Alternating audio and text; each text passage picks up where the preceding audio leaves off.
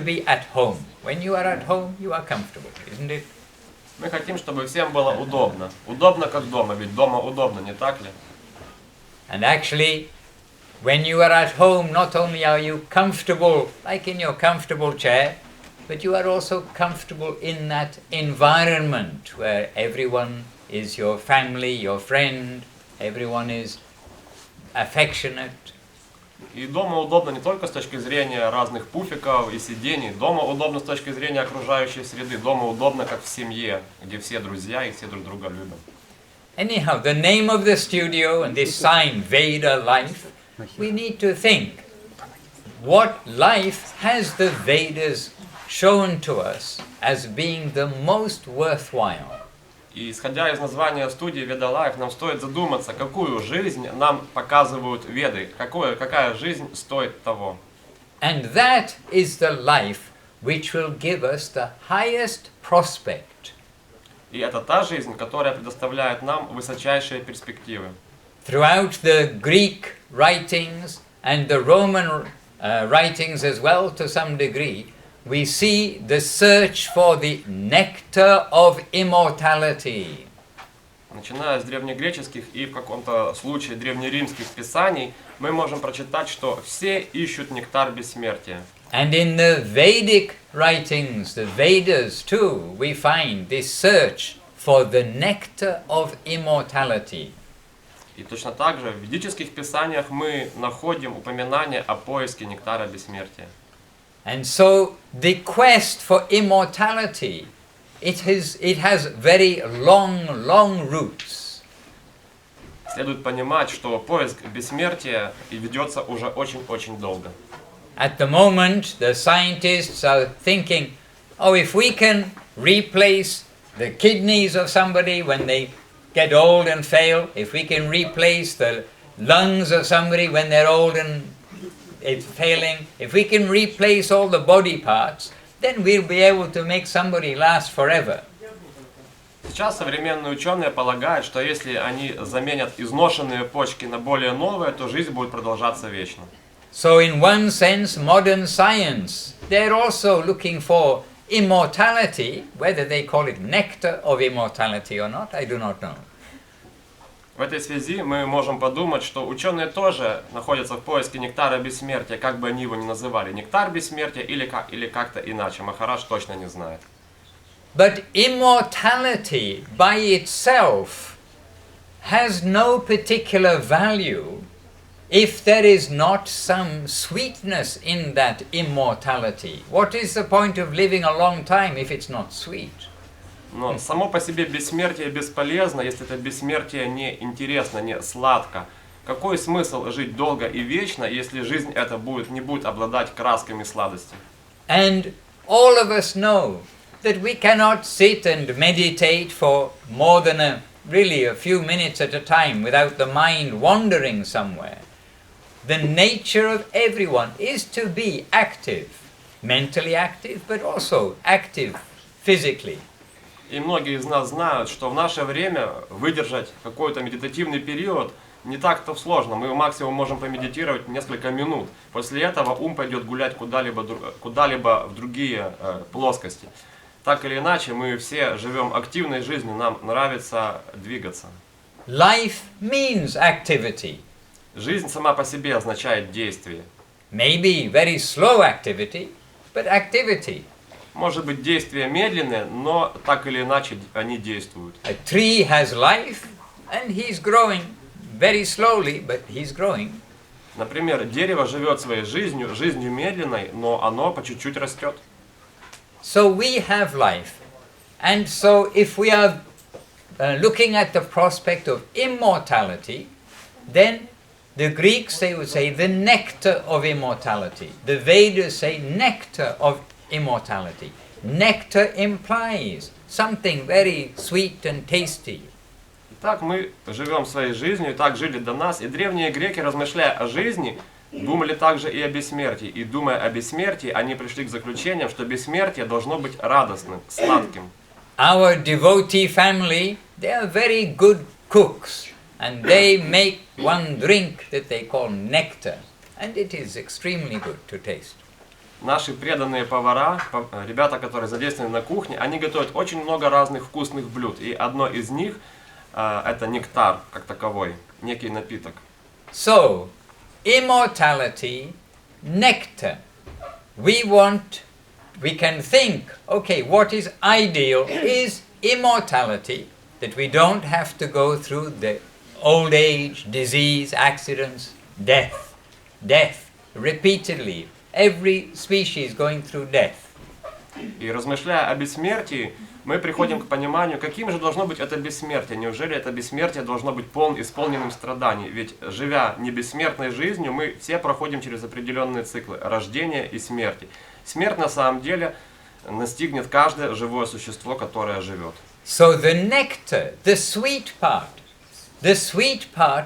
to be sweet, presupposes that we will have some action, some activity. И нектарная часть означает, что жить будет сладко, радостно, что действия будут приносить определенную сладость, вкусность, радость. So what will that activity be? Так что же это за действия такие, которые приведут к таким последствиям? At the moment we are all very active, and with our activity we are trying to get very nice taste in different ways by going to the evening bars or going to the cinema, getting a bigger house, a bigger car. Many things we're doing. With our activity we're thinking, oh, this is a good thing to do, I will get some satisfaction. Каждый из нас живет своей жизнью действуя в поиске той самой сладости, того самого вкуса. Только каждый из нас думает, что вкус находится кто-то в покупке каких-то новых вещей, кто-то в покупке дома, чего-либо, что сделает нам радостно и вкусно и удобно жить. But everything we do in this plane, it is temporary. Но все, чем бы мы ни занимались, имеет временную основу. We are doing, as youths, they're doing sport, so many sports. But your sport, it is temporary. And then you still have to go back and then go to work after you've been doing your sport. You have to do the hard part as well as the enjoyable part. Например, молодежь занимается спортом, но вечно заниматься спортом нельзя. После занятий спортом, чуть-чуть повзрослев, так или иначе, эта самая молодежь начинает работать, и, возможно, работать тяжело. But in general, in this world, the Vedas have told that the motivation for our activities is selfish, in either directly to oneself. I want to enjoy, or I want my family to enjoy, I want my village to enjoy, I want my nation to enjoy, I want my planet to enjoy when people come to see that there are other planets out there. И веды определяют природу наших действий как эгоистическую, именно эгоистическую, потому что она вся носит характер. Я хочу наслаждаться, я хочу, чтобы моя семья наслаждалась, хочу, чтобы мое общество наслаждалось, люди, город, страна, так и в таком ключе. But that quest is always bringing a temporary result. Just by the simple fact, even if you are the most successful, you still have got only this 100 years, small span of time in the terms of really what time is. You have only 100 years and then it's all over. Then what? What's happened? Но этот поиск бессмертия, этот поиск этих наслаждений, он временный. Почему? Даже если и получится, чтобы я пронаслаждался, семья, деревня, родственники, общество, страна, так или иначе, жизнь человека коротка. Сколько лет? Лет 100 максимум, а потом это закончится с точки зрения времени, огромного количества времени, которое вообще течет. Эти попытки наслаждаться носят исключительно очень временный, малюсенький характер. But the Vedas, they come to show us that we get a hint of fulfillment in this plane when we start to use our energy selflessly for the benefit of somebody else. Поэтому веды советуют для того, чтобы чувство наслаждения было более глубоким и вкусным, советуют действовать не эгоистично, действовать бескорыстно. And indeed, we see so many opportunities for doing selfless activity. You see advertisements, come and help the orphans, come and help the old age people, come and help the homeless, come and help like this. There are so many things. then you are not getting paid, but you're giving some time to help somebody else. И действительно, в наше время мы можем заметить много объявлений с просьбами о бескорыстных действиях. Например, помогите бездомным, помогите собачкам, помогите туда, помогите сюда. Это предполагает, что мы будем тратить свое время и энергию и не получим за это ничего, ни денег, ничего другого. And there is a nourishing kind of satisfaction to doing that. It's a different taste than going out and trying to exploit from the homeless, exploit from somebody else, trying to do something so I get some money in exchange for what I'm doing. There is a more subtle, more nourishing taste to doing something selflessly for others' benefit. И действительно, бескорыстно что-то отдавать имеет совсем другой вкус, вкус, который может нас оживить. Ведь если ходить и что-то отжимать у бездомных, к чему это приведет? Какая радость от этого нам будет? And this is giving us the clue as to where our full nourishment, our full satisfaction inside lies, in what direction it lies. И природа этих бескорыстных действий дает нам некоторый намек на то, в какую сторону следует развиваться, чтобы наслаждаться жизнью полноценно. Where there is pure selflessness to a worthwhile goal, not just to help somebody who's poor by giving them some grievous or heaviness, they are then just going to go out and take some drugs or some alcohol. But when we can give a pure, proper destination for our dedication, then we can understand how much nourishment will actually come to us subtly. Если мы будем думать, в какую сторону отдавать бескорыстно, не просто подкинуть бомжу пару рублей, чтобы он пошел и купил на эти деньги наркотики или алкоголь, но если мы будем бескорыстно отдавать чему-то, что действительно стоит того, вот тогда, возможно, это может привести нас к чему-то интересному. And in this world, where do we find selflessness taking place automatically? И в этом мире, где мы можем заметить автоматическое бескорыстие, естественное бескорыстие? Where we find love. Там, где находится любовь. We were all teenagers once. Каждый из нас был подростком. And we know how the heart can be captured. Men will be hearts captured by the ladies, ladies' hearts captured by the men. And when there is some affection and love, then automatically there is, oh, I want to please the wife. The wife wants to please the husband. They're wanting to do things for each other to help their relationship, not only to help their relationship, just causelessly, because of that affection. Давайте вспомним нашу первую влюбленность, когда мы хотели что-то делать бескорыстно, отдавать для объекта влюбленности, когда сердце девушки полностью поглощено мыслями о парне, когда сердце парня полностью поглощено мыслями о девушке, и даже в дальнейшем жена хочет просто бескорыстно заботиться о муже, точно так же муж хочет бескорыстно заботиться о жене, и эта забота и носит беспричинно как таковая. It is through love, through affection, through charm, that this automatic dedication comes to the surface without you even realizing, oh, I'm doing something, without asking any money in exchange. Unlike the regular world where nobody will wash the dishes unless they're being paid. You ask in a hotel, oh, we need some people to come and wash the dishes in the hotel. But if you don't pay them to wash the dishes, they're not going to wash the dishes. But at home, you'll wash the dishes automatically. И у себя дома мы любим с нежностью и любовью заботиться бескорыстно о своих домашних, о тех, кого мы любим. Ведь дома, например, посуду мы моем автоматическим образом, естественным, в то время как где-то в отеле, для того, чтобы им помыли посуду, нужно заплатить. Просто так с улицы никто не пойдет в отель помыть посуду за бесплатно. And very quickly, the Vedas come to tell us very clearly that our human life, it is meant for waking up our love propensity, not our exploiting tendency.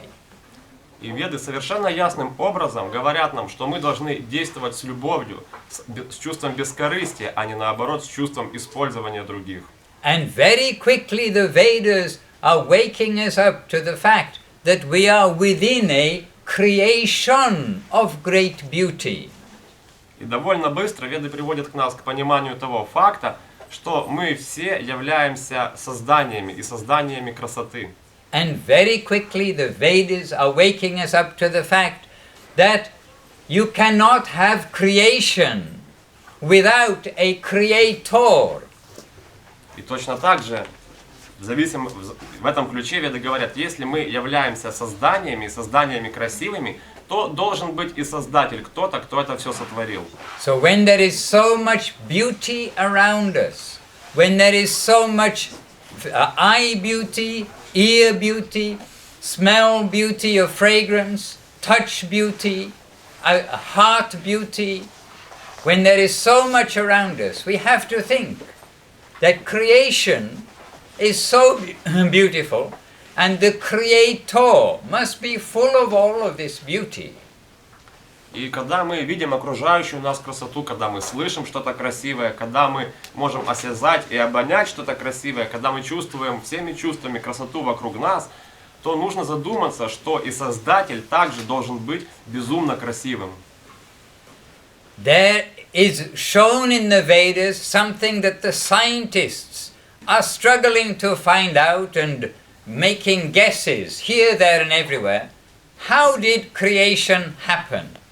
И Веды говорят, что уже очень давно ученые ломают голову над тем, как же это творение было создано. The creation has happened in a certain way. There must be consciousness, there must be organization, there must be willing, there must be energy, there must be all of these things for creation to happen. Творение было создано определенным образом. Для того, чтобы это творение создалось, необходимо прежде всего сознание, необходимо прежде всего воля и решительность к этому. Необходима совокупность всех этих вещей, чтобы это создание сотворилось. Это творение создалось, прошу прощения. And how the creation we are in has come about is well documented in the Vedic scripture. И то, как этот мир был сотворен, уже задокументировано в ведических писаниях. The great reformer Sri Chaitanya Mahaprabhu, around 500 years ago in India, at a place called Varanasi, a very famous pilgrimage place, taught to Sanatana Goswami what the Vedic version of creation is. 500 лет назад великий индийский реформатор Шри Чайтанья Махапрабху в священном месте, которое называется Варанаси, поведал Санатане Госвами о том, как это творение было создано. There he explained from the origin, Sri Krishna, reality the beautiful. The origin is coming, the first expansion, Balaram, non-different from himself. Там он объяснил, что Создатель, источник всего, Шри Кришна, сама прекрасная реальность собственной персоной, прежде всего проявила из себя самого Баладева, свою первую экспансию. From Baladev is coming a quadruple expansion. Баладев, в свою очередь, проявил из себя 4 экспансии. And in due course the Mahavishnu, the grand expansion that produces all of the universes. В свою очередь, in due course comes a Mahavishnu, a manifestation of the Supreme Lord. И в ходе этих проявлений появился Махавишну, из которого и произошли все вселенные материального мира. That Mahavishnu is called Karna Dakshai Vishnu. Этот Махавишну называется Карна Дакашай Вишну. And the description is given there how he produces the planets. It's with his exhalation, then unlimited numbers of planets are produced, like the dust you see when the sunlight, if the sunlight is shining in at an angle, you see countless little grains of dust. Like this, the universes are described like that in the Vedic understanding. И Махавишну проявляет из себя бесчисленное множество материальных вселенных. И эти материальные вселенные своим размером напоминают маленькие пылинки света по сравнению с размерами Махавишну. Например, в луче света мы можем заметить очень-очень большое количество разных пылиночек. Вот примерно такой размер этих вселенных, огромных, по сравнению с размерами Махавишну. In each universe, those little countless grains of dust, as it were, in each universe, inside there, then half is filled with water, and then Garbhadakshay Vishnu, the next manifestation of the Lord is coming. И в каждой из этих малюсеньких по сравнению с размерами Махавишну вселенных, в каждой из этих вселенных половина из них заполнена водой, на которых возлежит Гарбхадакашай Вишну. And from him comes a lotus, and on that lotus is the firstborn in each universe, Lord Brahma. И из каждого Гарбхадакашай Вишну, из его пупа произрастает лотос, на котором восседает первичный творец каждой вселенной, Господь Брахма. And empowered by Vishnu, empowered by Krishna, Brahma engages in the creation of the content of the universe. The content of that little speck of dust, which if you start magnifying it, oh, it's a universe. И наделенный особенными полномочиями от Кришны и Вишну, Господь Брахма начинает заполнять каждую вселенную живыми существами. And the description of creation is there. Starting from the subtle comes the gross, not from the gross to the subtle. И далее говорится, что вселенная заполняется от более тонких материй к более грубым, а не, как принято считать, наоборот, от более грубых материй происходят более тонкие. And then the life is added into that universe. В конце концов, во вселенную добавляется сама жизнь. The living entities that make it all active. Живые существа, которые активно действуют. And then within each living entity, each body that has come, then Kshirodakshay Vishnu, another expansion of the Lord, comes in order to be the guide and the witness of every single living entity. И затем во сердце каждого живого существа входит другая экспансия Вишну, которая называется которая называется Кширадакашай Вишну, которая наделяет каждое живое существо вдохновением действовать и творить что-то в своих ограниченных возможностях. The modern scientist has no idea of all of this gradation. Rather, they are just trying to make telescopes to look at the universe, and they're just wildly guessing something. Oh, this might have happened, that might have happened. Современные ученые понятия не имеют о том, что мы вам только что рассказали. Скорее, они пытаются с помощью телескопов что-то разглядеть и делать какие-то попытки, как оно все может быть, экспериментальным образом. Может быть оно так, может быть оно вот так. But even their basic assumption, which is, oh, some matter went bang and life appeared, kind of falls flat on its nose from different angles of analysis. И взять самую распространенную теорию о том, как все произошло, ниоткуда не возьмись, все взяло и взорвалось. Ну, эта теория, она не имеет никаких подлинных оснований, она рушится по всем своим, если ее обдумывать. Как это может быть? First of all, whatever they say went bang, that already existed. And прежде всего, перед тем, что что-то взорвалось, что-то должно было взорваться, то есть уже существовало. And if you take anything, whether it's chip off a little bit of a rock, or take one grain of sand, and you analyze that enough, you understand that that is amazing in itself. It is a work of genius and art. All the atoms, how it all works. Even one grain of sand, you can spend thousands of years and never reach the end of that understanding. Например, если мы возьмем одну всего лишь единственную песчинку и начнем изучать ее со всех возможных сторон, мы будем приходить в изумление, насколько она совершенна, насколько все остальное совершенно, эти все атомы, молекулы, эти все размеры. Этому всему нет начала и конца.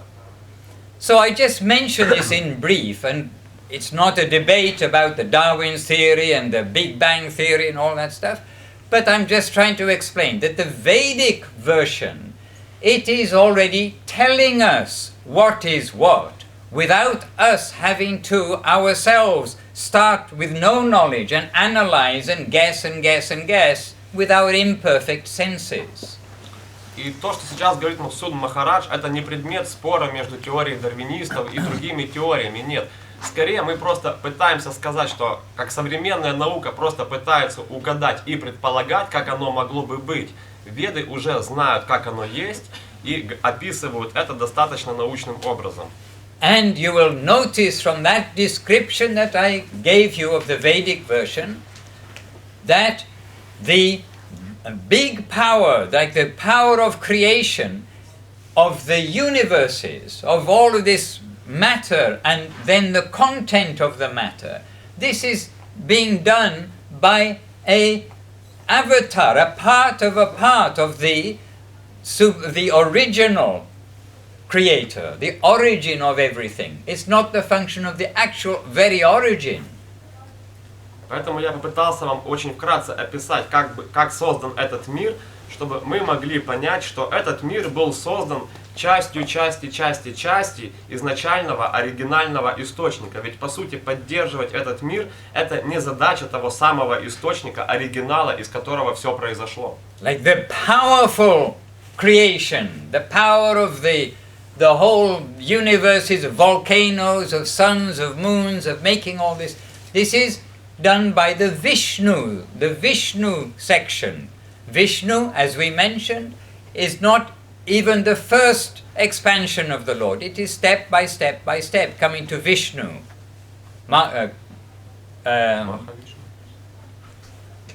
Karanadakshay Vishnu, Garbhadakshay Vishnu, and then Kshirodakshay Vishnu. И вся мощь этого мира, которую мы можем наблюдать, например, мощь вулкана, мощь грозы, мощь океана, этим всем занимается Вишну. А Вишну, как мы уже говорили, даже не изначальный источник Вишну, это часть от части.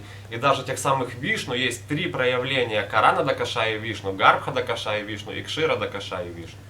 And where have they all come from? Their origin, the Vedas tell us, is Sri Krishna. Reality, the beautiful. И откуда это все происходит? Где источник этому всему? И Веды нам говорят, что эти все Вишну и прочее происходят из Шри Кришны, прекрасной реальности. That beauty is the origin of all, including the power, the potency, the activities, the grand activities that we are able to witness. И Веды говорят нам, что красота является движущей силой, той самой движущей силой, которая и сильнее, чем все остальное.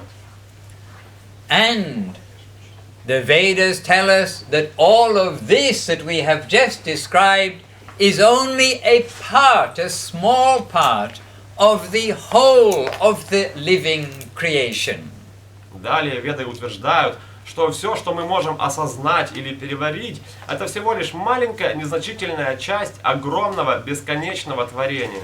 That was a description of the part where we are subject to creation, maintenance and destruction. Я сейчас описал слегка сравнительную часть того, что сначала создается, потом поддерживается, а потом разрушается. But beyond the universes of temporary nature, of creation, maintenance and destruction, there the Vedas tell us that the vast quantity, the biggest quantity, is the land of immortal nectar. И та часть мира, в которой мы живем, материальный мир, он создается, он каким-то образом поддерживается и он разрушается. Но вне этого материального мира существует гораздо больший мир. Мир, который является сам по себе бесконечным. Мир, который исполнен любви и гармонии. It's the land where the truly selfless live. Это мир, в котором живут настоящие, бескорыстные. It's the land where the truthful live. Это мир, в котором живет истина. And it's the land where the Creator is at the center of everything. Это земля, где в центре всего находится сам Создатель. Ultimately, who is our Father? В конечном счете, кто является нашим отцом? Okay, we know our father, our grandfather, great-grandfather, great-great-grandfather, maybe a few more. But the origin of the origin of the origin, the origin of all, the origin of everything, is Sri Krishna, reality the beautiful. Разумеется, мы знаем, кто наш отец, мы знаем, кто наш дедушка, прадедушка, мы знаем свою родословную, но если копать, кто был отцом отца, мы придем к тому самому изначальному источнику. И этот изначальный источник, источник всего сущего, это Господь Шри Кришна. And the Vedas tell us that we are created by Him and we are created for Him, for putting Him at the center. И Веды говорят, что мы были сотворены им самим, и мы были им сотворены не для нас самих, но для Него самого.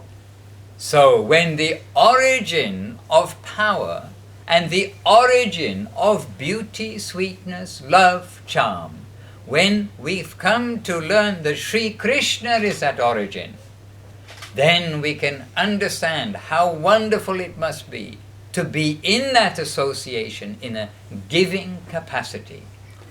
И когда мы узнаем, что источником всей силы, всей славы, всей власти, всей прежде всего красоты является Шри Кришна, самый сильный, красивый, могущественный и опять же прежде всего красивый, и что мы созданы для Него, и если мы будем бескорыстно отдавать, то каким потенциалом должны обладать тогда наши действия, наша жизнь?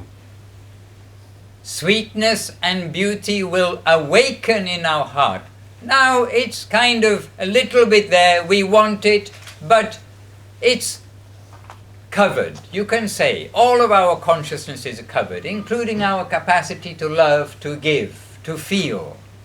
Мы можем сказать, что на данный момент наши чувства слегка затуманены. Конечно же, мы хотим любви и нежности, но мы четко в этом разобраться не можем. Мы не можем до конца отдать себе отчет, как именно мы хотим нежность, как именно мы хотим заботиться, как именно мы хотим любить.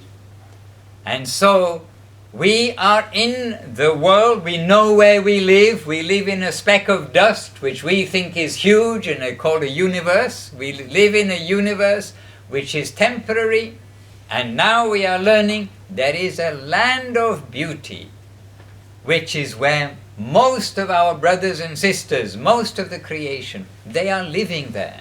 Итак, когда мы с вами узнаем, что мы живем в малюсенькой пылинке, которую мы полагаем огромной вселенной, и что вне этой малюсенькой пылинки существует прекрасная, красивая земля, где существуют уже наши братья и сестры, хотим ли мы там жить? So the Vedas tell us this is the purpose of our life, to focus, to refocus our ambition from when you ask a child, what do you want to be when you grow up? Oh, I want to be a train driver, I want to be a pilot, I want to be I do not know, all sorts of things. But also when we grow up, then we also have our ambition. Oh, I want a big house, I want 3 kids and a big dog. И Веды говорят нам о высочайшей цели жизни. Ведь когда у ребеночка спрашивают, кем ты хочешь стать, он говорит, я хочу быть там водителем локомотива, хочу быть там космонавтом, еще кем-то. У него своего рода представления, цели, амбиции. Потом ребенок подрастает, становится взрослым, у него они меняются, он может захотеть себе большой дом, красивую жену, что-то угодно в таком ключе. But we can have our local ambitions, our material ambitions, but the overall ambition should be to get education of our potential, and our potential is to return home to beauty and love. И нам никуда не деться от этих амбиций, это в каком-то смысле нормально, но высочайшей амбицией, нашим высочайшим потенциалом, это должен быть возвращение домой, в ту обитель любви, красоты и гармонии. And the Vedic culture is that everybody is going in that direction. They lead a regulated life to go upwards to the highest point and not to be degraded to the lower species. Поэтому Веды дают нам некие указания и предписания для того, чтобы эволюционировать в этом ключе, вместо того, чтобы деградировать в какие-то ужасные формы тел. And where is that highest point? It is a place called Goloka Vrindavan. И высочайшим точкой назначения, куда на самом деле стремится каждое живое существо, эта высочайшая точка назначения называется Галока Вриндавана. It is countryside, it is hills and forests. Это такая некая деревенская местность, там холмы и прекрасные леса. It is rivers and cows and calves grazing. Там речки, там пастбища, там коровки пасутся. It's of birds and parrots telling stories to each other. Там птички и попугайчики друг другу рассказывают анекдоты. Where every word is a song. Там каждое слово песня сама по себе. Every step is a dance. Каждый шаг подобен танцу. Where everyone's attention and focus is on Sri Krishna, reality, the beautiful. Там внимание и все действия прикованы к Господу Шри Кришне, прекрасной реальности. And everybody is using their energy in some way towards that center. И поэтому каждый, кто живет там, в той обители, использует всю свою энергию для того, он отдает эту энергию центру. Where no one is exploiting. И там уж точно никто никого не эксплуатирует. No one is seeing anything beautiful and think, oh, that's for me. Там нет такого, что кто-то видит что-то красивое и говорит, о, это будет мое. They're seeing something beautiful and think, oh, Krishna will like that so much. I must get this to Krishna. Кто-то там видит что-то красивое и думает, о, Кришне это понравится. Пойду-ка я покажу это красивое Кришне. The trees are fully conscious. Деревья полностью сознательны. They give fruit according to what Krishna wants. Oh, Krishna wants an apple. Here's an apple. Oh, he's changed his mind. He wants a banana. I'll give him a banana instead. Там дерево располагает такими возможностями, что оно думает, подарю-ка я Кришне яблоко. Ой, Кришна уже хочет не яблоко, а банан, не вопрос. То же самое дерево вместо яблока сразу же предлагает Кришне банан. It's called Kalpavriksha, wish-fulfilling tree for seva. Эти деревья называются деревьями, исполняющими желаниями, калпа-врикша. And the rocks are all gems and jewels. Каждый камень это какой-то алмаз или бриллиант. And where the flute is the dearmost companion of Krishna. И самым ближайшим компаньоном Кришны, спутницей Кришны, можно так сказать, является флейта. And the sound of that flute is the magnet that draws everybody from their ear to engage in service with love and affection. И когда раздаются звуки этой флейты, все как магнитом притягиваются на звук Кришне. Они не могут противиться этому прекрасным звукам. And in that plane, no one needs lock their doors. Соответственно, там никому не нужно запирать двери на замок. And they are looking out for the benefit of all of the family. Whoever, maybe somebody new has come, they're going to help them. They're not going to exploit them. Or someone new has come, they're going to need something. Maybe I can sell them a nice table, sell them a chair, sell them this. No, you are going to help the people who come. Там все заботятся друг о друге, как о семье. Там, по сути, есть большая семья. Там кто-то приходит новенький, ему пытаются помочь разобраться, что к чему. Там нет дедовщины, или кто-то приходит новенький, ему пытаются продать деревья, семечки и тому подобное. Instead of being a society which is always kind of keeping its status quo by everybody pulling towards themselves, it's the opposite society where the status quo is ever increasing in joy by everybody giving themselves to others. Мы с вами говорим не о обществе потребителей, где каждый пытается нажиться за счет другого. Мы говорим о совершенно противоположном обществе, где каждый помогает каждому стать лучше, и таким образом само общество процветает. And you understand, if suddenly any of us are dropped into that world, we don't have to worry about, oh, how am I going to get this or this, or I'm going to have to work to earn some money to get a shirt, otherwise I'm going to be cold. No, that is of this world. That plane, if we are dropped there, everyone's going to help us. Oh, you need a shirt, you need this, you need this. So automatically everyone is looked after. No one is left out. В том мире, когда мы туда попадаем, там нам предоставляют все, что нам нужно, сами по себе. Абсолютно то, все, с чем мы можем нуждаться, в отличие от этого мира, куда мы попадаем, и нам здесь нужна одежда и мотоцикл. And because the focus of everyone, directly or indirectly through the hierarchy of the family, is towards Krishna, then it's Krishna's family. He's made everything. He will look after his family.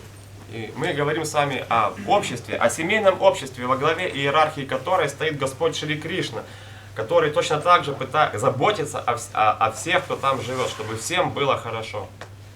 So, Chaitanya Mahaprabhu, this great reformer, sometimes called Gauranga or Gaurahari, about 500 years ago in India, brought this clear understanding as the conclusion of the vast Vedas, Vedic teaching. Итак, 500 лет назад великий индийский реформатор по имени Шри Чайтанья Махапрабху или Гаурахари или Гауранга, как его еще называют, дал нам это знание как заключение всего огромнейшего пласта ведического знания. It is not power which is the all-important factor, the all-comprehensive factor, but beauty is above power. Он заключил, что не сила является движущим фактором всего, но красота является выше силы, и все стремится к красоте. Beauty is the origin of all potency. Красота является источником любого потенциала силы. And who is that beauty full of beauty origin? That is Sri Krishna. This is the Vedic conclusion. И кто является источником красоты? Кто сам по себе безумно красив? Кто является олицетворенной красотой, красотой собственной персоной? Это Господь Шри Кришна. And he is not alone. И разумеется, он не один. He is accompanied by so many. Его сопровождают очень много. Just like the king, he's not alone. He will be with his entourage. Подобно царю, царь никогда не бывает один. Царя всегда сопровождает его свита. The king, he has his wife. У царя есть своя жена. The king has his mother and father. У царя есть его мама и папа. The king has his children. У царя есть дети. The king has his subjects. И у царя есть его подданные. He has a different relationship with each of them. И с каждым из вышеперечисленных у царя свои собственные взаимоотношения. And similarly, if we find such variety here, in the origin of variety, we will find all variety. Any relationship, any kind of relationship between two people or more that you can conceive of here, vastly in that plane, you will find. Подобным образом, если мы можем заметить такое явление, как взаимоотношения и различные виды взаимоотношений здесь, то точно так же в том мире эти взаимоотношения присутствуют, и более того, присутствуют в гораздо более разнообразных проявлениях. There is one kind of satisfaction of love by simply like being the tree and being near Krishna. We think, oh, Krishna is near me, I'm giving shade to Krishna. This is one kind of affectionate dealing with Krishna. Static, neutral love. Там, например, если есть дерево, и у него свои взаимоотношения с Кришной, нейтральные, статичные. Дерево просто хочет, чтобы Кришна находился в тени этого дерева и таким образом не сжарился на солнышке. Then there is the servitor group, or somebody very exalted has come. Some, I do not know who's a famous movie star today. I have no idea. Johnny Depp. Anyway, if some famous person will come, lots of people, they'll want to give something to him. Oh, no, are you okay? Can I get you a chair? Can I do something for you like that? The mood of, oh, I want to do something for you. Servitorship in this way. Oh, personality has come. We want to do something. And a child may do some very small thing for a famous movie star who they saw. They'll remember all their life. Oh, one day I got this opportunity. That kind of relationship of affectionate love is there. Помимо нейтральных, статичных взаимоотношений есть взаимоотношения слуги, служебного порядка. Например, когда куда-то заходит какая-то известная кинозвезда вроде Джонни Деппа, люди, которые смотрят кино с его участием, говорят: ой, Джонни, возьми стульчик, присядь, ему хочется послужить личностям, которые известны, перед которыми люди преклоняются. I don't know Johnny Depp. I've heard the name, but I don't know who he is. I'm just, for instance. But I translated what you said. Okay, very good, very good. And then there's a different kinds of relationship. The relationship of brother and sister, the family, brother to brother, brother to sister, sister to brother. The family, like equals, but we're a family relationship. There is also so much affection within a family of that kind of nature. Также существуют братские взаимоотношения, исполненные нежности и заботы друг о друге, когда братья равны друг другу и просто из братских чувств пытаются проявлять заботу и нежность друг к другу. And then there is the male-female attraction relationship that has its origin in Krishna. Krishna is not alone there either. В конце концов, имеют место быть любящие отношения между мужским и женским началом, ведь Кришна не один, у него тоже есть своя половинка. And very famously, Radha Krishna. Krishna is not alone. Krishna's the potent, Krishna and Radha, the female aspect of potency. Sometimes they are as one, that is Gauranga, and sometimes they are as Radha and Krishna, male and female. И женское начало Кришны зовут Радхарани, Кришна не один. Когда они сливаются воедино, они становятся Гаурангой. Но когда они, каждый сам по себе разделенный на мужское и женское начало, мы называем это Радха и Кришна. All of this has its pure it's pure not representation, pure origin. Here is like representation, but there is the pure origin of all these kinds of love is fully manifest from he who manifested all of this, Sri Krishna, reality the beautiful. Поэтому все виды взаимоотношений, которые мы можем наблюдать в этом мире, они все берут свое начало в том мире, они проявлены здесь, оттуда, так сказать, они проманифестированы. And Radha Krishna, also known as Hare Krishna. Радха Кришна, другими словами, называется Харе Кришна. And also known as Hare Rama. И также называется, другими словами, Харе Рама. And Rama is a specific name for Krishna, one who gives joy to his beloved. И Рама — это особое имя Кришны, которое означает тот, который дарит радость своей возлюбленной. And when we can remember the beloved and the two beloveds, if you like, then that is a complete whole. И если мы можем помнить двух возлюбленных как одно целое, тогда они становятся одним целым. In India, many people worship Lakshmi because she is renowned as giving some wealth easily, so they are worshipping Lakshmi. В Индии очень много людей поклоняются Лакшми, потому что богиня Лакшми известна за то, что она дарит богатство тем, кто ей поклоняется. And Lakshmi is the form of Radharani. She's come from Radharani. Lakshmi is the equivalent of Radharani in the relationship of Radha Krishna, Hare Krishna. Lakshmi in that relationship is Lakshmi Narayan. Лакшми — это проявление Радхарани, ее отдельная форма, как есть Радха Кришна, также есть Лакшми Нараяна.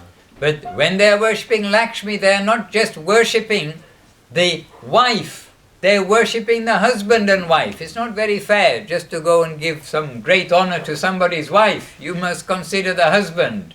You cannot have Lakshmi without Narayan. И Лакшми поклоняются не ей одной, поклоняются Лакшми Нараяне как одному целому. Ведь, согласитесь, было бы нечестно ухаживать только за женой, не уделяя никакого внимания мужу. So, the real love song, if you like. This world is full of love songs. And I think your Beatles said something like that, didn't they? One of them. The world is full of silly love songs, but still they want more. И это песня любви, ведь Махарадж говорит, этот мир полон разных песней о любви. Ведь эти ваши Битлз пели о любви вроде, разве нет? Так или иначе, мир полон разных песен о любви и иногда глупеньких. And I think that almost 40 years later since that song, it's still the same. All the songs on the radio, they are silly love songs, right? И времена идут, и 40 лет назад песни о любви были такими же глупенькими, как сейчас. Ведь правда? But what's not a silly love song, what is the substantial love song, is to call out for the love of Radha and Krishna, Hare and Krishna. Но что не является глупенькой песней о любви, является песня о любви, исполненная смысла, и эта песня называется Харе Кришна. And this calling out is the way that we become conscious. First of all, we're going to be remembering Radha Krishna and that supreme love which is there. And secondly, so first remembering, secondly, it is quickly going to wake up our heart to love of God, love of Krishna.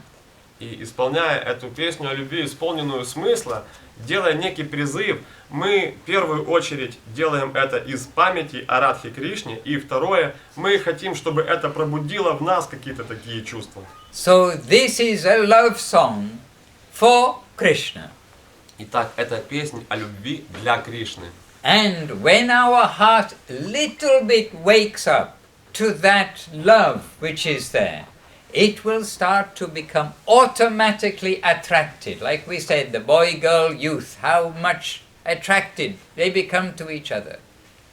Итак, когда мы исполняем эту песню, какой-то призыв, наше сердце по чуть-чуть очищается. И если оно хоть чуть-чуть очищено, тогда естественным образом наступит влечение к этому. Таким же естественным, каким бывает влечение молодых подростков противоположных полов друг к другу. But the boy, girl, youth of this world, it is not that same pure substance.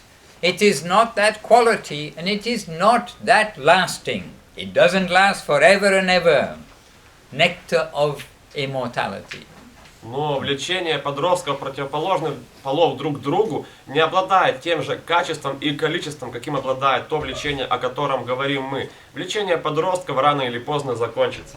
But it does give us something we can relate to say, yes, our heart, if it really can find its place to love, it will be captured and fulfilled beyond our wildest dreams.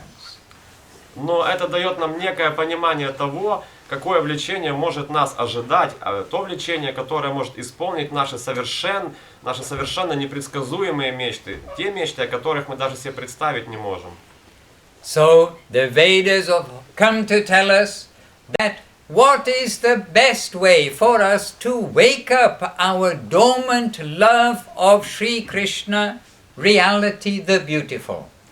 И далее Веды говорят, что является лучшим способом пробудить в нас ту самую любовь, то самое влечение к Господу Шри Кришне, прекрасной реальности. It is to, with a clean heart, chant His holy names. Это с чистым сердцем воспевать Его святые имена. Вот такого рода способ. And many, many names are given in the scriptures, all kinds of scriptures around the world, and in the Vedas. Many names are given for God, for His different aspects. И Господь обладает множеством имен, огромное множество из них перечислено в различных ведических писаниях. Одно имя может отображать один или другой аспект Бога. And the Maha mantra, the topmost mantra of the Lord's names, has been given in the Vedas, the authority books from long ago, as this Hare Krishna Maha mantra. И лучшие, самые сокровенные имена Бога заключены в Маха-мантре. Так провозглашают Веды. Маха-мантра, величайшая мантра. This is the quickest way to clean off the accumulated dust and misidentification that is on like the mirror of our heart. Это самый быстрый способ очистить зеркало нашей души, ведь каждое зеркало так рано или поздно покрывается пылью. When the mirror is covered with lots of dust, we cannot see what is what. Когда зеркало покрыто пылью, мы не можем ясно разглядеть, что к чему. When the mirror is clear, like these are very clean mirror. It's very clean. When the mirror is clear, you can see everything very clearly, as we can see here. Когда же зеркало является чистым, как, например, в этой студии, здесь зеркала просто сумасшедше чистые, тогда мы ясно сможем разглядеть разные очертания, вплоть до мельчайших деталек. So this chanting process is the quickest way to reveal the mirror of our heart, so we can understand and see clearly what is what. Так вот, воспевание святых имен Бога и является самым быстрым способом очистить зеркало наших сердец, чтобы понять, что к чему.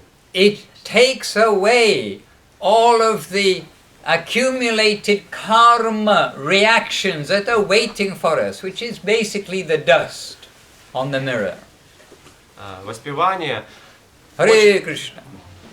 Воспевание очень быстро стирает всю пыль с наших сердец. По сути, пыль — это карма наших последствий реакций, которая мешает разглядеть.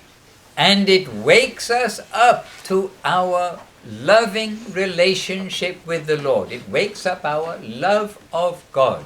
Также это пробуждает в нас любовь к Господу и к любящим взаимоотношениям с Господом как с личностью. And gently on and on the journey, we will start to taste nectar. This nectar of immortality. We will start to taste that something will come to us. A new, bigger life is there. И постепенно на этом пути мы сможем ощутить вкус, мы сможем ощутить, что этот нектар присутствует, что он все-таки существует. Нектар бессмертия имеется в виду. And then the soul dives and surfaces in the ever-increasing ocean of nectar. Not static, but increasing. А затем мы, души, обнаруживаем себя плавающими в океане этого нектара, который все время увеличивается и увеличивается, радость увеличивается. And at last the soul awakens to a life of love with Krishna, enters within specific loving relationship. В конце концов, душа пробуждается полностью и обретает свои подлинные личные взаимоотношения с личностью Бога. And all this is our possibility and our reachable goal if we can take our human life seriously under the guidance of this conclusion of the Vedas. И все это полностью возможно и доступно нам, пребывающим в человеческих телах. Таково заключение Вед.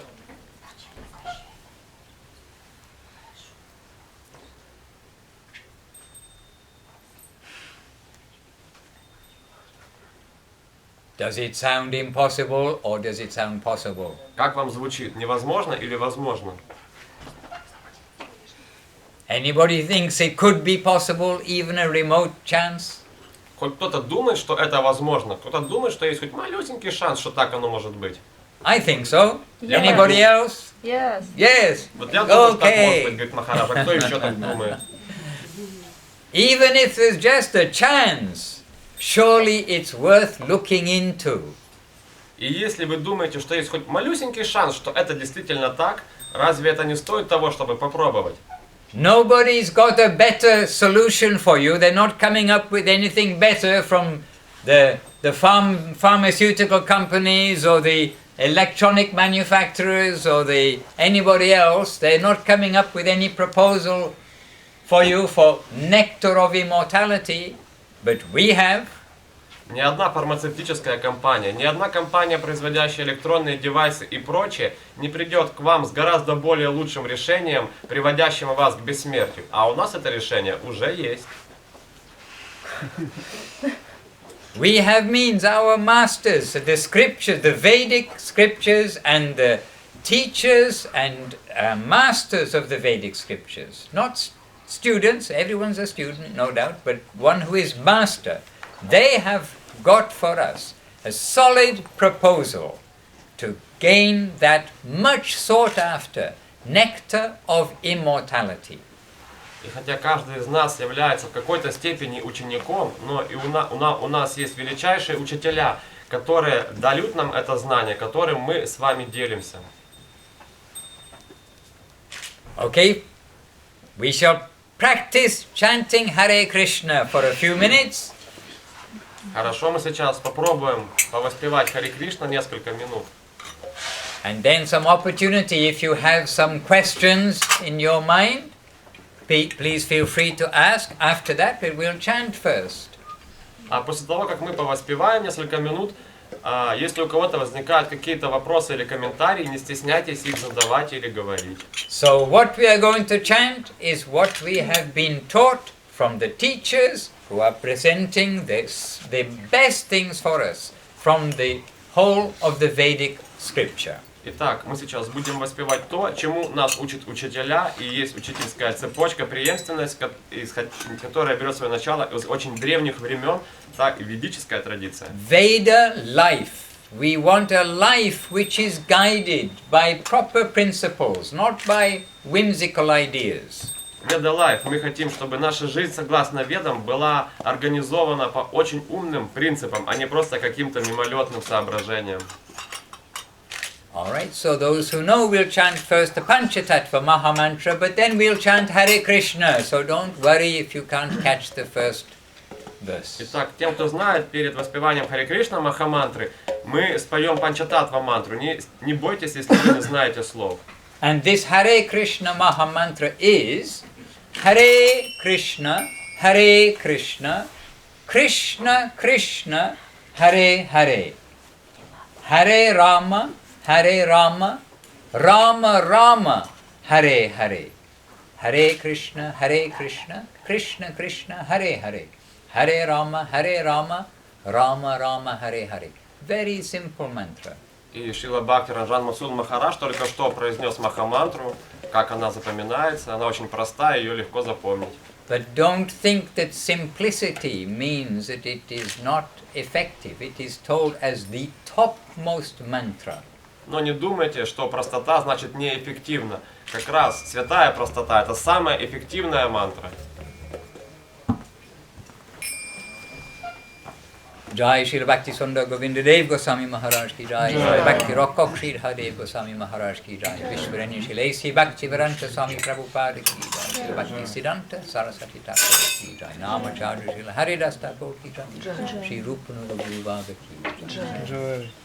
Don't do anything else. Shri Krishna Chaitanya Prabhu Nityananda Shri Krishna Chaitanya Prabhu Nityananda Shri Krishna Chaitanya Prabhu Nityananda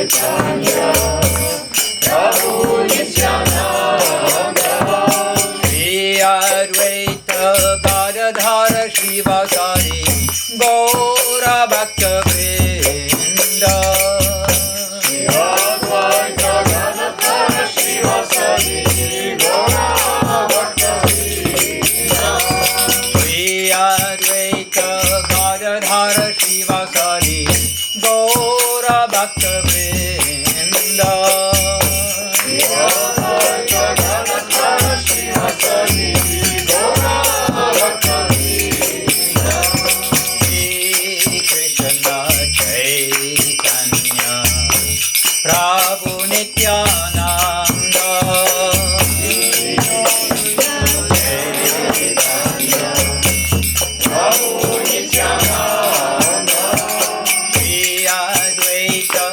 Gadadhara Shivasari Gaura Bhakta Vrinda Shri Advaita Gadadhara Shivasari Gaura Bhakta Vrinda Hare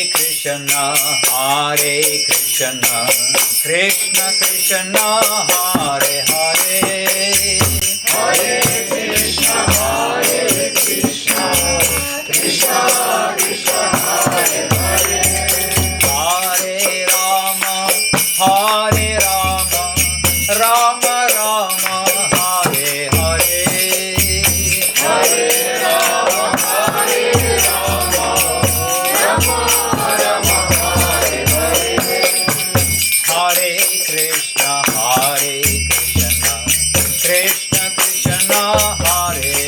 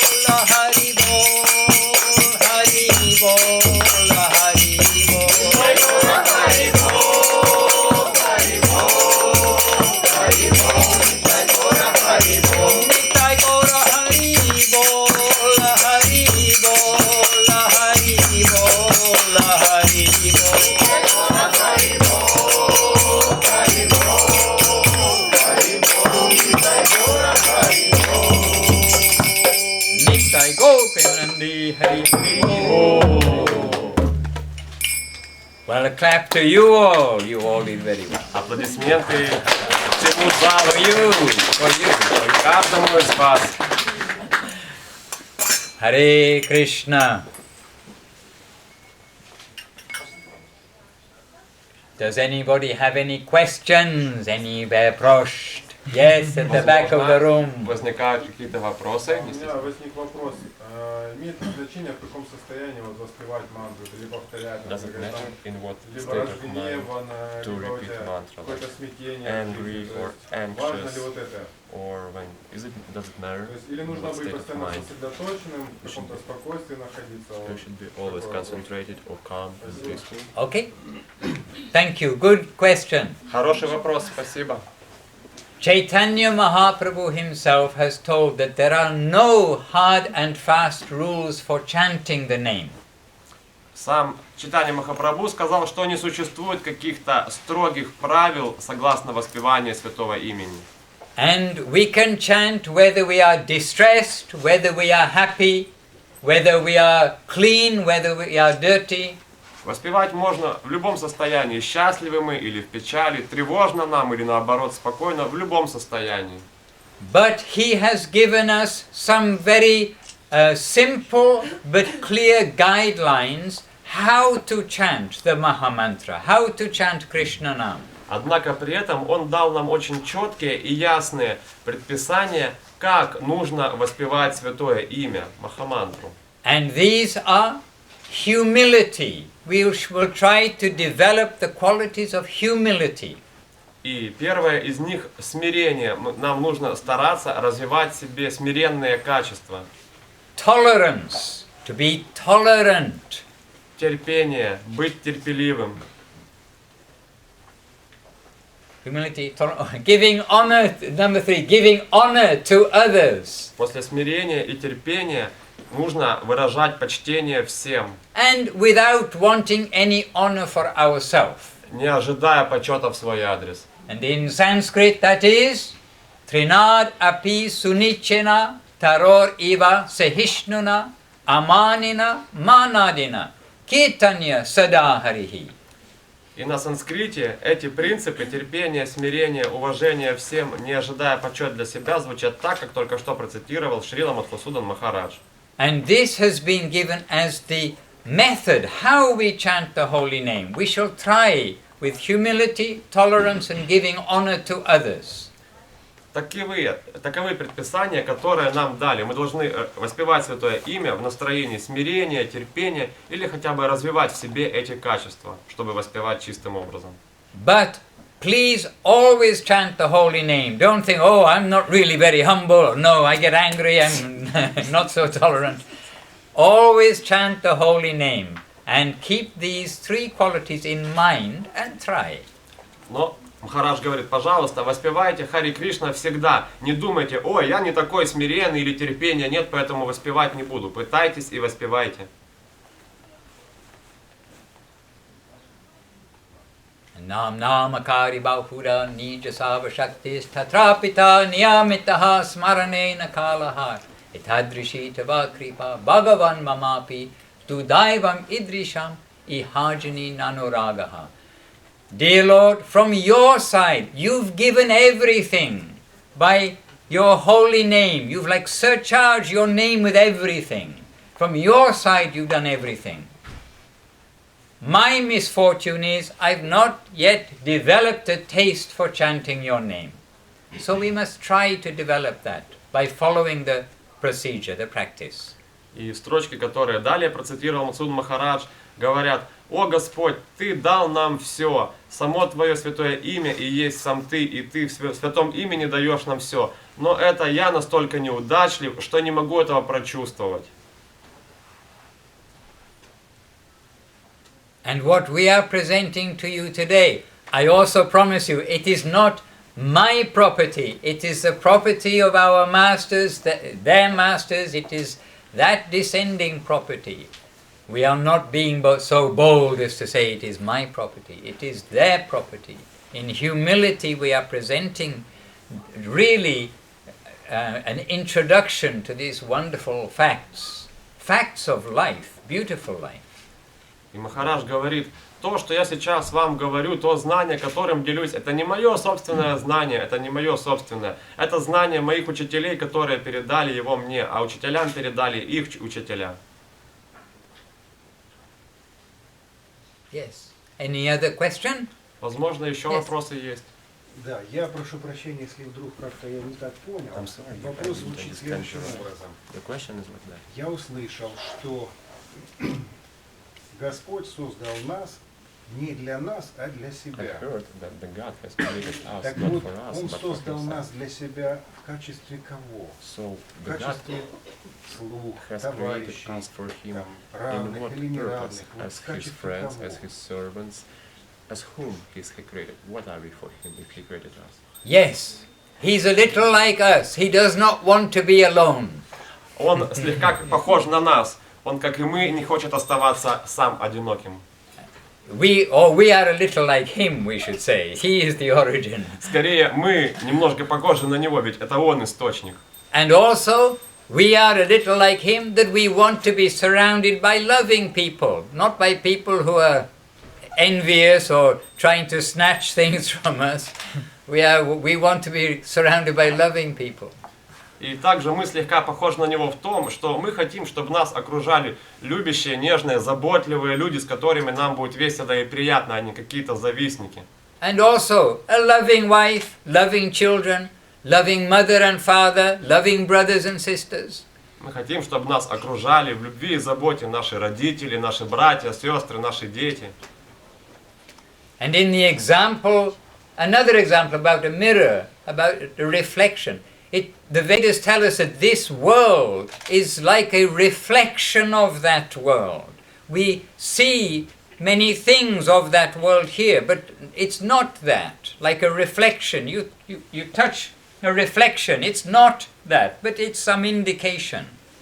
И далее Махарадж приводит пример с зеркалом, которое уже сегодня упоминалось.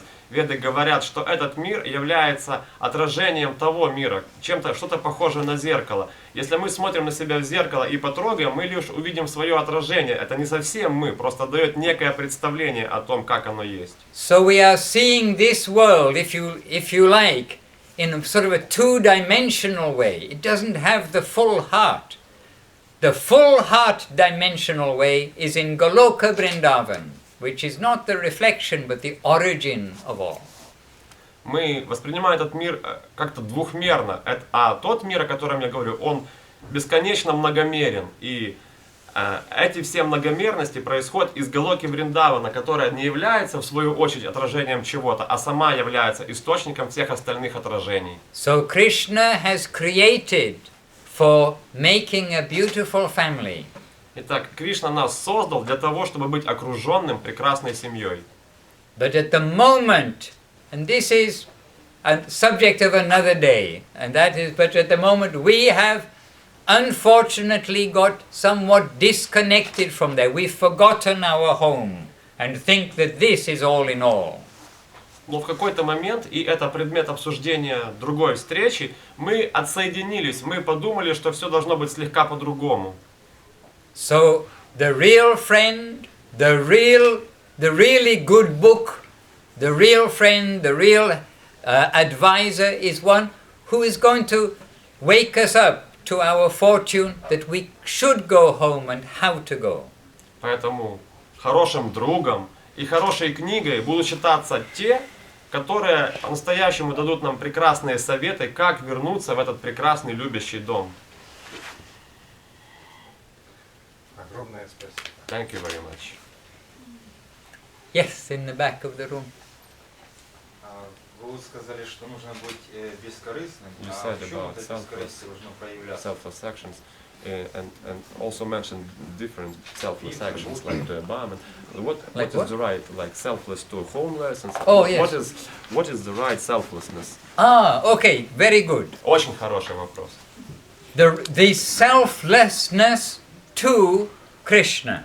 Бескорыстие должно проявляться в адрес Господа, Кришны. We have come from him, and just now the point was also made. I mentioned that we have come from him and we are for him. We are to be part of his loving family. So our selflessness will go to him and to those who are serving him. Поскольку Господь создал нас для Него самого, тогда и мы должны проявлять бескорыстие в Его адрес, а также в адрес тех, кто Ему с верой и преданностью служит. So we are to practice and to learn and practice in this life how to be selfless to the Lord and His devotees. Поэтому в этой жизни мы можем попытаться научиться, как действовать бескорыстно в адрес Господа и Его верных, преданных слуг. Преданных, просто преданных. And I mentioned too, a little after that where will we automatically be selfless is where there is love. So if we wake up even a little love for the Lord, He is so attractive, we will automatically be selfless to Him. И как я уже упоминал чуть раньше, если мы научимся естественному бескорыстию, вообще естественному бескорыстию, тогда у нас естественным образом проявится естественное бескорыстие в адрес Господа. And in this world, and in the other world, if you like, the best way to be selfless is to help those who are engaged in service to the Lord. И лучший способ научиться бескорыстию – это постараться быть бескорыстными с теми, кто так или иначе задействован в служении Господу Богу. If the cook is cooking for Krishna, for making offering to Krishna, we can help by cutting the vegetables. We can help by learning what is cooking, so we can presently do that. We can help by gardening, picking the vegetables, collecting vegetables. Например, если шеф-повар готовит для того, чтобы предложить пищу Господу, мы можем также помочь, бескорыстно почитая прасад, помня о том, что прасад – это освященная пища, освященная устами самого Господа. There is one book which I think many of you have heard the name Bhagavad Gita. Существует книга, имя которой, я уверен, говорит Махарадж, многие слышали. Так вот, эта книга называется Бхагавад Гита. This Bhagavad Gita is spoken by Krishna. Эту самую Бхагавад Гиту рассказал, поведал сам Кришна. And there he is describing this world and different kinds of activity. What is not good, what is kind of okay, what's getting better, and what is the best. И в этой книге Господь Кришна описывает различные действия и дает им квалификацию, что плохо, что лучше, чем плохо, что так себе более-менее, что хорошо и что вообще лучше всего. So we always want to focus on the best. Разумеется, мы всегда хотим фокусироваться на самом лучшем. Why have something diluted if you can have real vodka? Why mix it with water? Зачем бодяжить водку водой, если можно выпить чистый спирт? If you want to do something properly, let's go fully. So the best is that we are serving what's called the Vaishnavas, those who are serving Krishna. And this is, in fact, our connection from this world to that world. В этой связи, чем помогать непонятно кому, лучше постараться бескорыстно помогать тем, кто связан с миром вечности. And I can definitely recommend Bhagavad Gita for everybody here, because all of you have come with some searching and question. And Bhagavad Gita is great nourishment to every sensible person. Поэтому я рекомендую ознакомиться с этим произведением, с Бхагавад-гитой всем и каждому, кто присутствует здесь. Уверен, она будет очень полезной и интересной всем. I first read it when I was 25 years old, and I really thought, why they did not teach this in school. Махарадж говорит, я впервые прочитал ее, когда мне было 25 лет, и тогда я подумал, почему этому не учат в школе вообще? Bhagavad Gita as it is by Srila Prabhupada and Bhagavad Gita Hidden Treasure by Srila Sridhar Maharaj are two editions which will be very good for you to read. Существует два издания Бхагавад-гиты на русском языке, и не только. Одна из них это Бхагавад-гита, как она есть, написанная Шрилой Прабхупадой, и вторая Бхагавад-гита «Скрытое сокровище величайшее абсолюта», написанная, изданная Шрилой Шридхаром Махараджем. And now these are fully available for your phone and everything, completely free. There's no question of, oh, we're trying to sell some book or anything. И это не вопрос того, что мы пытаемся за деньги вам продать эти книги. Сейчас можно их абсолютно бесплатно в электронной версии скачать. We have found something very sweet, beautiful, valuable, and we want to share that with others. Мы находим в этом что-то безумно, совершенно красивое и мудрое, и этим красивым и мудрым сейчас мы пытаемся поделиться с вами. And before we came in, some of you were here a few minutes earlier before the class. I also was here a few minutes earlier before our gathering. And you may have seen what a sweet relationship between all of the devotees out the front. It's like a beautiful family of Vaishnavas, of students practicing this dedication. И те, кто пришли сюда немножко ранее, немного до лекции, как и мы, говорит Мадхусудан Махарадж, могли заметить, какие добрые, прекрасные, нежные взаимоотношения происходят в кругу, в обществе преданных. Это действительно семья. Everything is being done by heart, not shallow heart, but with deep heart. Все происходит по сердцу, идет из сердца, от души, искренно. So this is the best activity, best dedication to Krishna through his devotees. Поэтому бескорыстные действия, поэтому лучшими из бескорыстных действий это действия, направленные в адрес Господа Кришны и Его преданных. Спасибо. Thank you. Yes. Да. Что вы можете сказать о политической и общественной деятельности и о том, что в Украине убраны памятники Ленина? Пожалуйста. What can you say about political and social activities and that in Ukraine the Lenin monuments have been removed? Thank you. Nothing. I can't say anything. Nothing. Ровным счетом ничего.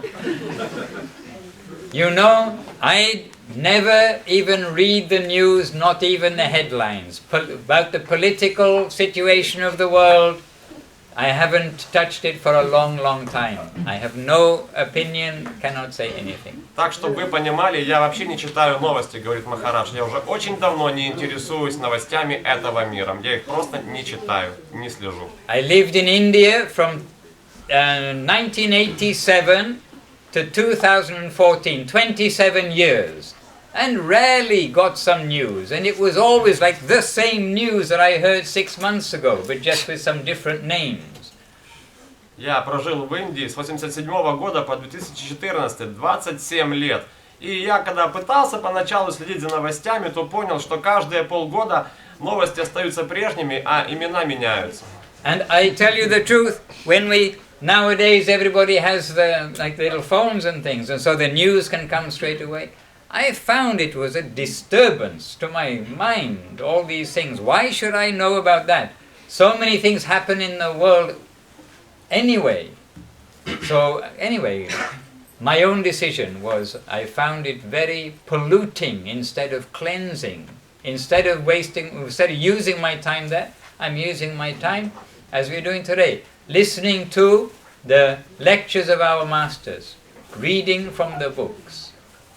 И Махарадж продолжает, даже сейчас, в стремительную эру развития цифровых технологий, когда у нас действительно есть разные интересные девайсы и гаджеты, я по-прежнему не слежу за новостями, потому что считаю, что это загрязняет мое сознание, а мне не интересно его загрязнять. Мне интересно слушать лекции учителей и различные песни об Господе.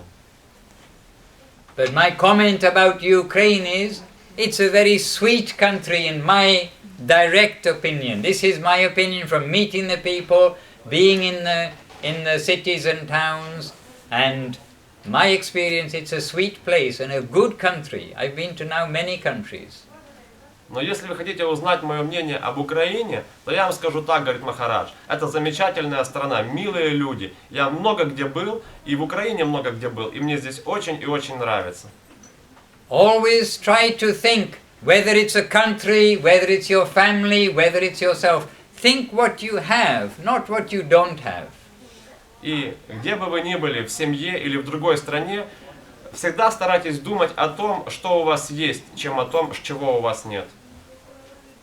And now you have access to the Vedic teachings and access to the real guidance to get us to find the nectar of immortality that even the Greeks could not find.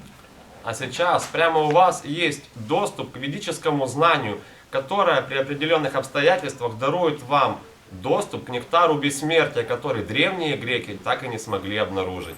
And that is of such value that everything else, okay, we living in our family, living everywhere else, we will live in harmony with our environment, but our focus will be dignified. И это знание при практике его позволит вам чувствовать себя гармонично, где бы вы ни были, в какой бы среде ни находились, дома или снаружи дома. The Greeks could not find it, the Romans could not find it, but you can find it. Греки и римляне не смогли найти, а вы можете. Yes, да. Хотелось бы услышать ваше мнение по поводу дежавю. Wanted to hear your opinions about such, about déjà vus as they are. Oh, yes. our life, everybody's individual life, it is made up of different influences upon us, which includes our past activities. Наша жизнь состоит из разнообразных влияний на нашу жизнь, в том числе и из прошлых действий. And when we read Bhagavad Gita, when we see the Vedas, we understand that it's not that we've only been in this world for 30 years, but 100 years ago we were living, 200 years ago we were living, 500 years ago we were living. The beginning of Bhagavad Gita says that we, the living entity, are eternal. Just the bodies are temporary. Когда мы читаем Бхагавад-гиту, то можем найти в самом начале строчки о том, что мы не живем вот каких-то 30-40 лет, сколько нам лет от роду. Мы жили и 100 лет назад, и 200, и 500. Мы узнаем тот факт, что мы, души, являемся бессмертными, вечными существами, что мы существовали всегда. So we have many things imprinted on our conscience, consciousness, many things in this life, but from previous lives. Some of this is coming with us. Соответственно, живя столь долго, целую вечность, на наше создание очень много всего отпечаталось, из прошлых жизней в том числе. And so, you may have déjà vu from being a baby, but you can also have déjà vu of previous time. It is certainly, some of this is well documented. It is not a maybe, it is sure, it can happen. Not to everybody, but to some. У вас может быть дежавю о пребывании в теле ребенка или дежавю, и они могут идти из прошлых жизней. И это не какое-то предположение, это задокументированный факт. А у вас были дежавю? Did you have déjà-vus, Well, yes, but not so clear that I could give a documentation of it. Да, были, говорит Махарадж, но не настолько очевидные, что я мог их полностью осознать, что к чему. And I think, okay, well, I can say one. Могу признаться, поделиться одним. But whether it is déjà vu, exactly in your category, but I was in a hospital recently, thankfully not as a patient. I was in the corridor of the hospital and waiting, but very strong remembrance came to me, if you like, déjà vu or not, of like soon after being born, and I don't know how young, but one of my first memories is actually the smell memory and the corridor of a hospital memory. И Махарадж говорит, я не уверен, дежавю ли это с точки зрения того дежавю, как вы это понимаете, но недавно я был в больнице, к счастью, не как пациент, и в этой больнице я ощутил некую память, мне вот как прострелило, вот коридор и запах. Возможно, я как ребенком был там или не знаю, но вот коридор и запах, я очень четко отождествил себя с этим. But it's not something that I would have said, oh, that is my early memory, but it is something which by being in a similar situation, it did strike me. Oh, my goodness, yes. I remember a long time ago, once upon a time. Это не то, что я точно помню какое-то очень раннее детское воспоминание, нет, утверждает Махарадж, но этот коридор и запах мне были очень близки и знакомы, меня прям как вот прострелило действительно.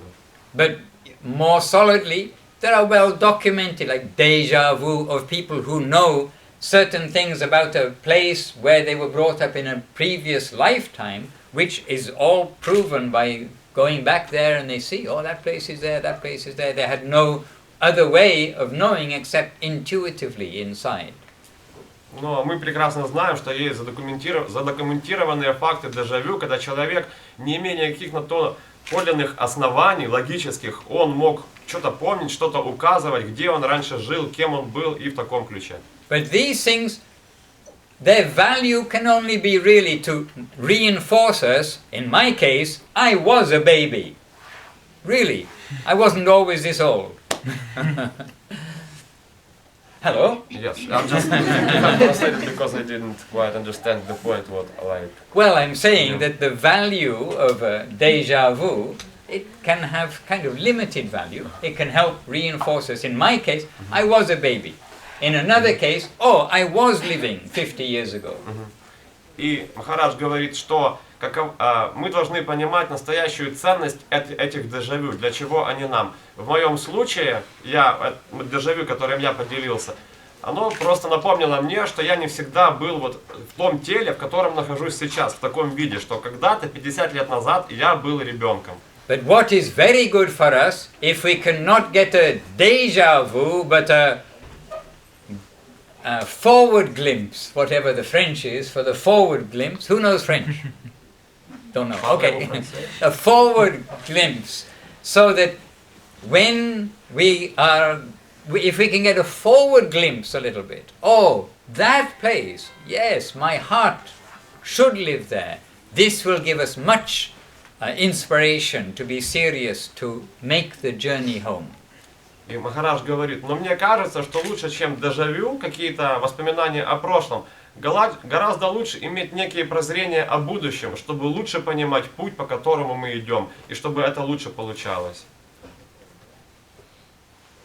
And this is given, if you like, in a written way in the Vedas, and in a very living way in those who are pure, dedicated souls.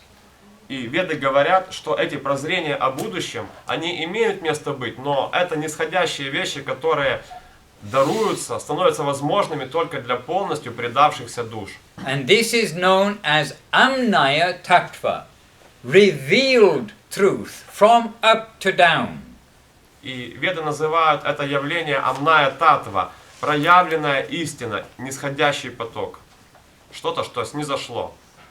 If this was another time or something, and if we lived our whole life in this environment here, somehow we live in an underground city, there's been a nuclear war, so now everyone's got to live underground, and so a child is brought up in an underground city where there's only lighting like this, they can read in the book about sunlight, about the trees, about nature, but they're only reading about that.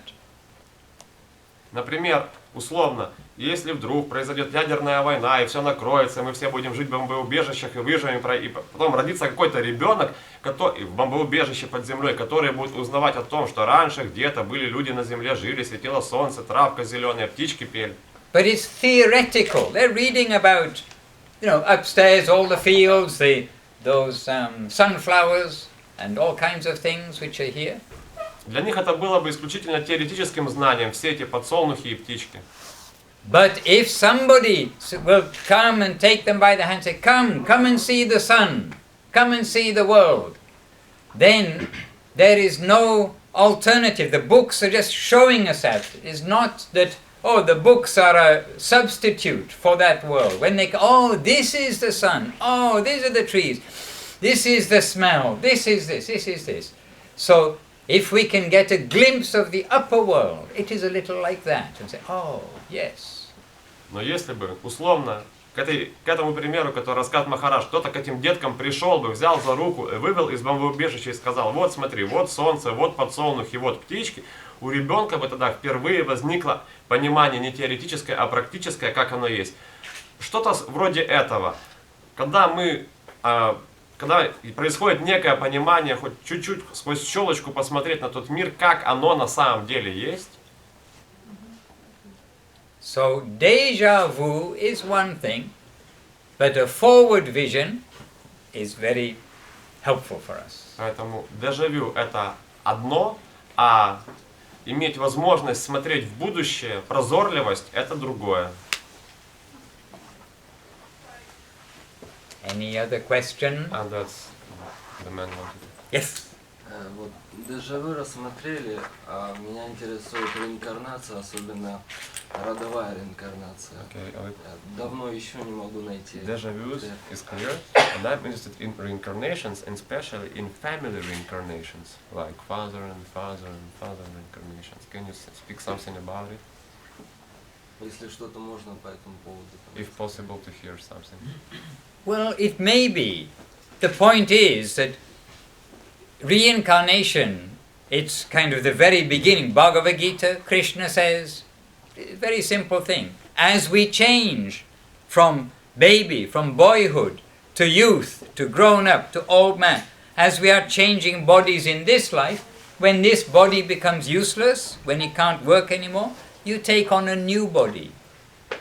Да, может быть, говорит Махарадж, ведь Бхагавад-гита в самом начале, она учит нас о том, что мы, рождаемся маленькими, и в ходе жизни наши тела меняются, в конце концов изнашиваются, стареют, мы умираем, приобретаем новые тела, поэтому все может быть. And that what body will you get? Но тело, которое вы обретете, it will depend on your activities and on the mentality that you have been developing in this life. Будет зависеть от ваших, следующее тело, которое обретете, и каждое следующее, которое вы обретаете, будет зависеть от тех действий и умонастроения, которые присутствуют у вас в этом текущем теле. Your activities, your karma. Ваши действия и есть ваша карма. Good karma and bad karma. Есть хорошая карма, есть, соответственно, плохая карма. So, it is not always, not always, it is not so straightforward to say where somebody goes to when they leave their body. Поэтому достаточно как бы неясно утверждать, кто какое тело обретет, кто куда пойдет в следующей жизни. They may be very absorbed in their family, a very loving father in the family and very much thinking about the family, but also in the background there is so much karma which is there. What is going to take the first demand on the person? This is not easy to say. Не просто утверждать, кто какое тело обретет, потому что даже несмотря на то, что в этой жизни кто-то может быть примерным и порядочным человеком, семьянином там, и вести себя хорошо, но отпечатки действия из прошлых жизней тоже накладывают вносят свою неоспоримую лепту. Поэтому очень сложно понять, какое тело будет следующим. And this question, or similar kind of question, has come to our Gurudevs in my presence on different occasions, I mean several times.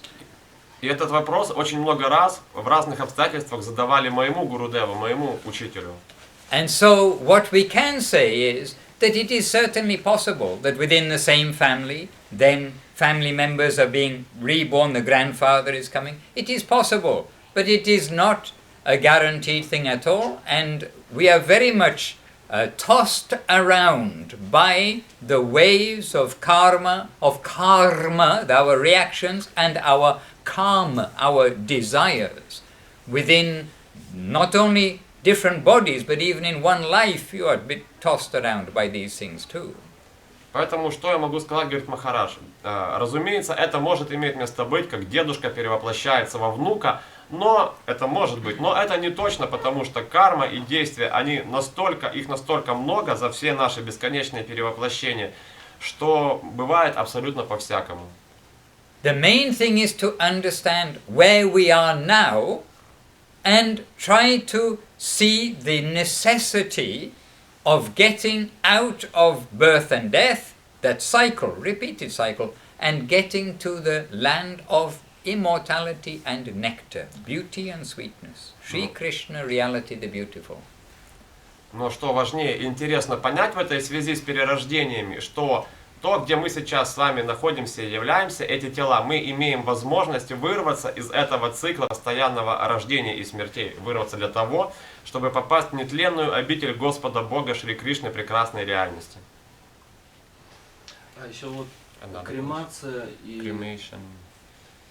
вот это, как там, сжигание тела, это как на будущее душу влияет? Некоторые народы хоронят, некоторые сжигают. Because some people bury, some people put them in the ground. What can you speak about? Yeah. So, why generally it is recommended to burn the body? Почему в целом рекомендуют сжигать тело?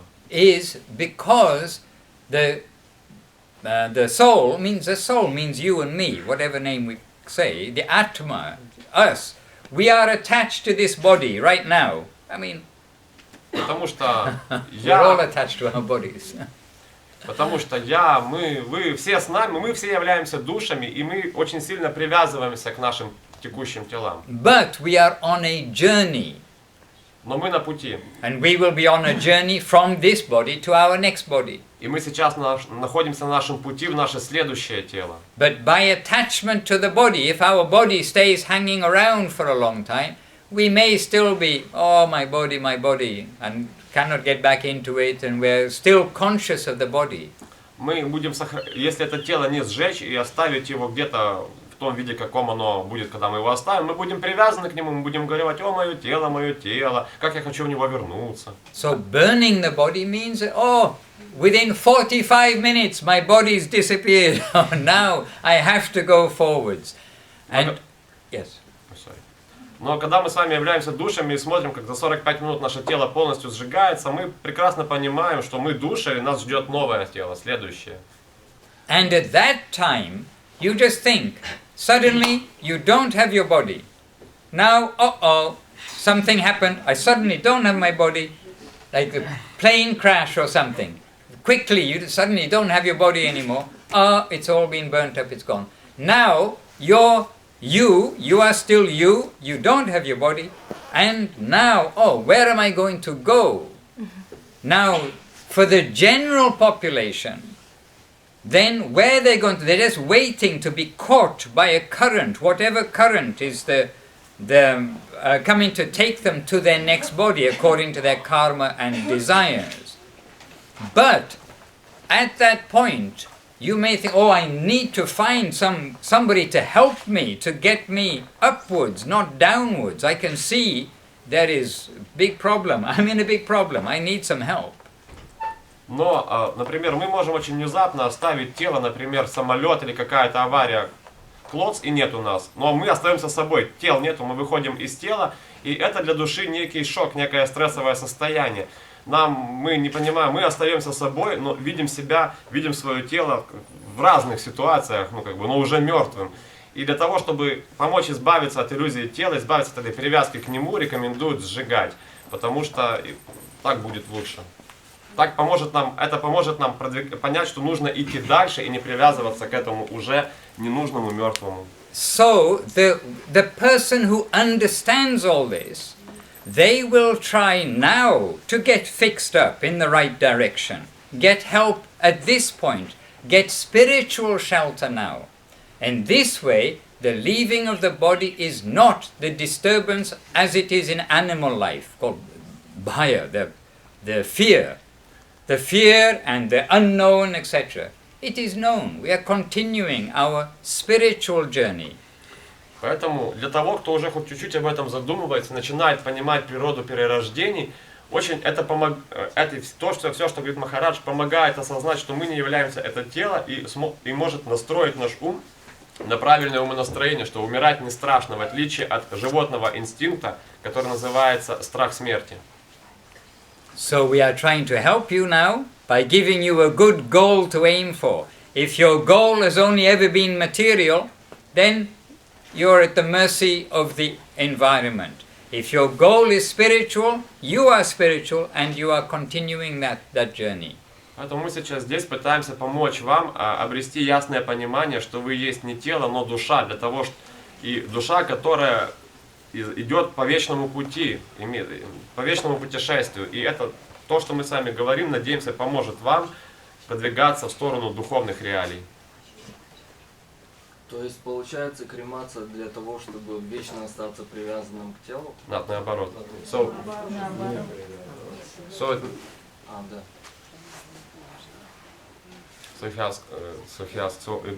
cremation is to be always attached to the body, but we said no, vice versa. So please photograph the audience. Yes, I understand. I did. Okay, thank you. Say again. So this gentleman said, so you mean cremation is to be always attached to the body, but all said no, vice versa. No, vice versa. Yeah, because cremation, your body is gone, so you can't be attached anymore. Благодаря кремации ваше тело сгорает, и вы к нему таким образом расстаетесь с иллюзиями о том, что оно было ваше, расстаетесь с привязкой к нему. Хорошо, можно еще вопрос? Can I ask another question? Yes, if it's quick. The clock is spinning. Да, если быстренько, потому что... In just 3 minutes or something, we're doing the ceremony here, the arati. Часики тикают, через 3 минуты мы начнем церемонию богослужения арати. Yes. Учителя в нашу жизнь приходят по мере готовности или по желанию? Do teachers come to our life when we are ready, or just because they want so? When come to you, yes, when you have got some good fortune, called sukriti. Yes. Они приходят вам по благой удаче тогда, когда у вас хватает достаточно благих заслуг, чтобы появился учитель. Эти заслуги называются сукрити. The teachers are there, учителя существуют, but we are not beside them. Now we're getting closer, then we have some good fortune. But you see how many 100,000 people live in Harьков and how many people are hearing this kind of subject? Very few. Учителя существуют, и посмотрите, сколько людей сидят сейчас здесь и слушают учителя. Это я от себя говорю. И сколько, дальше Махарадж, а сколько людей в Харькове не знают, что сейчас здесь идет лекция. Поэтому необходимо какие-то конкретные благие заслуги, чтобы соприкоснуться с этим знанием и дальше соприкасаться все ближе и ближе. And everyone here is here for a reason. Каждый, кто здесь есть, пришел сюда не просто так. It's so you can hear about real beauty. Это таким образом, чтобы каждый здесь собравшийся мог послушать о подлинной красоте. Real love. Подлинной любви. And that is love of God. И это любовь к Богу. Shri Krishna, reality, the beautiful. Господь Шри Кришна, прекрасная реальность собственной персоной. And may that be victorious in your heart. This is my wish to you all. И Махарадж желает, чтобы то, о чем он говорил, победоносно проявилось в вашем сердце. Any attempt to wake up love of God in your heart must be most worthwhile. Любая попытка пробудить любовь к Богу в сердце стоит того, чтобы попробовать. And as we heard before, what is the best attempt to do that? It is to chant this Maha mantra of the Lord's names. Hare Krishna. И как мы слышали уже ранее, лучшая попытка из всех попыток это воспевать Харе Кришна Махамантру, святые имена Господа. So please chant Hare Krishna anywhere, everywhere, loud, mentally, clean, dirty, any situation. Chant Hare Krishna, add it to your life and make your life perfect. Поэтому, пожалуйста, воспевайте Харе Кришна, где бы вы ни находились, в уме, шепотом или громко вслух, как вам удобно, потому что это сделает вашу жизнь совершенной.